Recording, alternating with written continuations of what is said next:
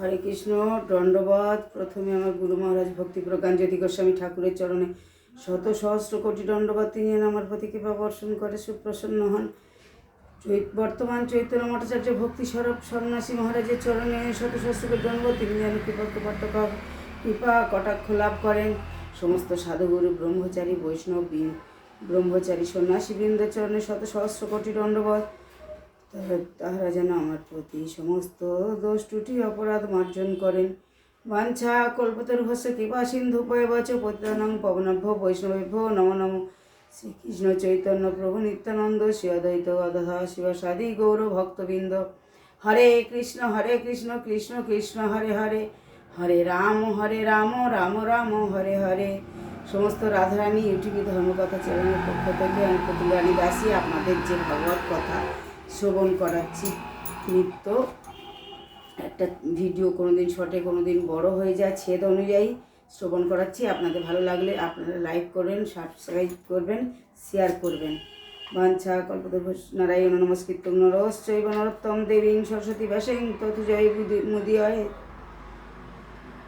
রূপ সনাতন জীবজন, রূপ সনাতনং জীবজনম, জনমঙ্গল ভাবন ভাস্যধনম, সুধি সভ্য সমাদৃত তত্ত্বগদম, প্রণমামি সদা জ্যোতি দেবপদম।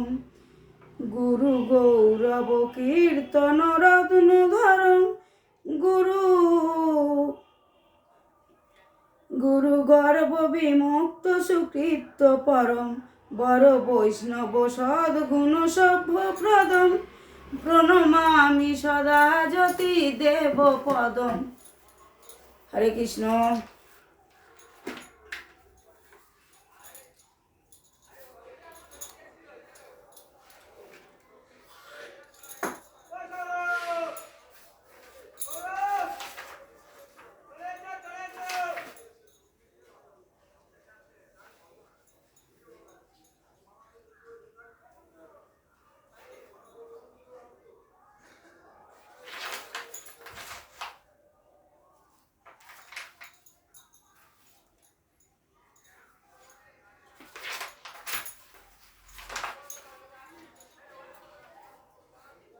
আপনাদের সপ্তম অধ্যায় ষষ্ঠ অধ্যায় থেকে শ্রবণ করিয়েছি এবং সপ্তম অধ্যায় শ্রী ব্যাস দেবের রচিত রচনা এবং লিখিত শ্রীমদ্ ভগবত বা কৃষ্ণদ্বৈপায়ন বেদব্যাসের লিখিত আমার গুরু মহারাজের ব্যাখ্যা আমরা শ্রবণ করাচ্ছি।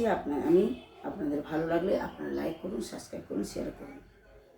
শ্রী শৌনক জিজ্ঞাসা করলেন, হে নারদ, যত যত উপদেশ দিয়ে চলে যাওয়ার পর ঋষি ব্যাস কী করলেন? শ্রীসুত বললেন, ব্রাহ্মণ পরিবৃত্ত সরস্বতী নদীর পশ্চিম তীরে তাপসগণের যজ্ঞ সম্পাদনের উপযুক্ত গ্রাম্যপাশ নামক কথিত এক আশ্রম আছে। 1 থেকে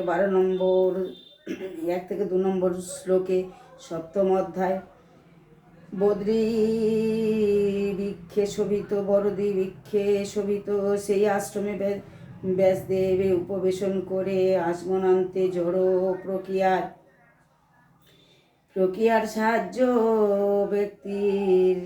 ব্যক্তি রেখে শ্রী নারদের উপদেশ মতো সমাধি দ্বারা মনস্থির করে ধ্যান করতে লাগলেন। 3 নম্বর শ্লোক। ভক্তিযোগ প্রভাবে শুদ্ধ ভূতমন সমগ্র রূপে সমাহিত হইলেন। ব্যাসদেব কান্তি অংশ স্বরূপ শক্তি সমন্বিত শ্রীকৃষ্ণকেও তাহার পশ্চাৎ ভাগে লজ্জিত ভাবে আশ্রিত মায়াকে দর্শন করিলেন। সেই মায়ার দ্বারা জীবের স্বরূপ আবৃত ও বিক্ষিপ্ত হইয়া জীব সত্য রজতম এই ত্রিগুণাত্মক জড়তিক হইয়া আপনাকে জড় দেহ মন ও বুদ্ধি জ্ঞান করে। তাদৃশ্য ত্রিগুণাত্মক অভিমানজাত কর্তা কর্তাদি মূলে সংসার দুঃখ নাশ করে। 4 থেকে 5 নম্বর শ্লোকে ইন্দ্রিয় জ্ঞানের অতীত কৃষ্ণের বিশুদ্ধা ভক্তি অনুষ্ঠিত হইলে সংসার ভোগ দুঃখ নিবৃত্ত হয়। তাহা দর্শন করিলে এই সমুদয় দর্শন করিয়া সর্বজ্ঞ বেদব্যাস এ বিষয়ে অনভিজ্ঞ লোকের মঙ্গলের জন্য শ্রীমদ্ ভাগবত নামক পরমহংসী সংহিতা রচনা করলেন। 6 নম্বর শ্লোকে যে কেহ অবহিত মনোসংযোগ দ্বারা শুদ্ধ ভক্তগণের শ্রীমুখ নিঃসৃত এই শ্রীমদ্ ভাগবত যাতে স্বয়ং ভগবান কৃষ্ণের অপার্থিব লীলাসমূহ অভিব্রত আছে তাহা শ্রবণ করিলেন। শ্রীকৃষ্ণের প্রতি শোক মোহ ভবনাশিনী ভক্তির উদয় হয়।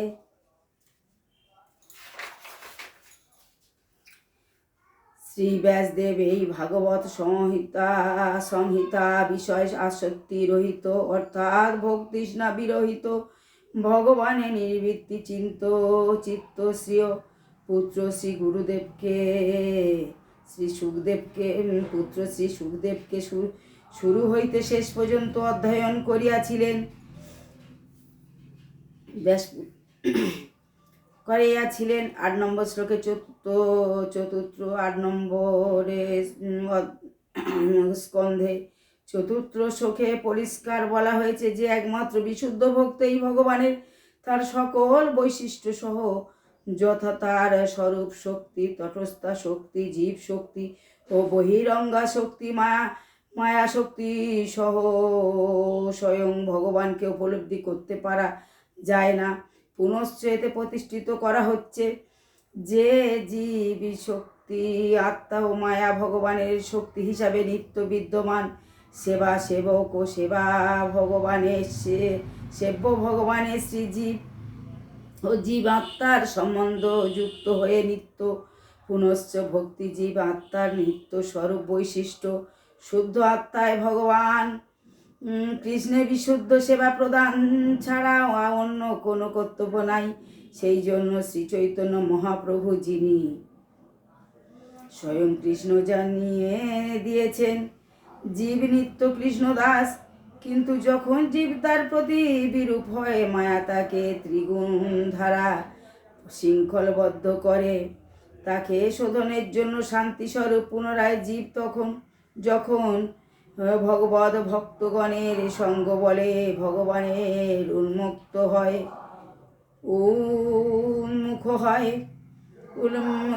হয় তখন সেই মায়াই তাহার উদ্ধারের জন্য সাহায্যের হাত বাড়িয়ে দেয়। শ্রী শৌনক জিজ্ঞাসা করলেন, জাগতিক সর্ব বিষয়ে বিহিত প্রিয় ব্রহ্মজ্ঞানী সুখ সবকিছু বিষয়ে আসক্তি রহিত হয়ে যিনি নির্বিশেষ ব্রহ্ম উপলব্ধি নির্মগ্ন চিত্ত তিনি কি করে এই অদ্ভুত বিশুদ্ধ ভাগবত তিনি এই বিশুদ্ধ ভাগবত অধ্যয়ন করিয়াছিলেন। শ্রী সুত বললেন, শ্রী আত্মারাম মুনিগণ যাহা আত্রেয় কেন্দ্রীয় সর্বদা প্রসন্ন চিত্ত ও ধীর চিত্ত এবং পার্থিব সকল বিষয়ের বন্ধন মুক্ত তাহারও শ্রীহরির সম্বন্ধ রহিত নিষ্কাম সেবা করিয়া থাকেন। কেননা শ্রীকৃষ্ণের এমনই গুণ যে তিনি আত্মরামগণকে আকর্ষণ করে।